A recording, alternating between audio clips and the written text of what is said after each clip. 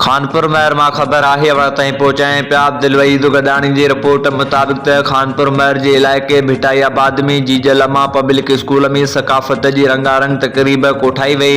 जंहिंमें commissioner Sukkur Ghulam Mustafa Phul, retire justice Iqbal Mahar, अदीब बदल सुमरो, अयाज़ गुल सफ़र कलोड़ो, सीनियर वकील अब्दुर्रज़ाक महर, मंजूर अहमद सुमरो, नदीर अहमद, मकसूद अहमद सुमरो, मकबूल अहमद सुमरो, सेशन जज नवाब शाह,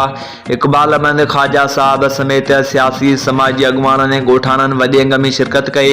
उन मौक़े ते स्कूली शागिर्दनि शागिर्दियाणियुनि असदुल्ला, नूर मोहम्मद, अक्सा, फरमान, उज़ैर, मकबूल, ज़ाकिरा, प्रिंसिपाल शोएब अहमद केर, एडमिन आबिद महर, सजाद हुसैन तक़रीरूं ऐं टेबलोस पेश करे वाह वाह कराए छॾी। कमिश्नर सखर गुलाम मुस्तफ़ा फुल, अदल सुमरो, अयाज़ गुल ऐं ॿियनि तक़रीब खे ख़िताब कंदे चयो त हिन ॿाहिराड़ी में आला तालीम जो इदारो क़ाइमु करण ते मंजूर अहमद खे जस ॾियूं था, जंहिं जीजल अमा पब्लिक स्कूल जोड़ाए मुस्तक़बिल जे मामारनि खे तइलीम जो वॾो प्लेटफॉर्म ॾिनो आहे। हुननि चयो त सिंध जी सकाफ़त 1000 साल पुराणी आहे, जंहिंखे सिंधी क़ौम ईद जे ॾिहाड़े वांगुरु मल्हाए थी,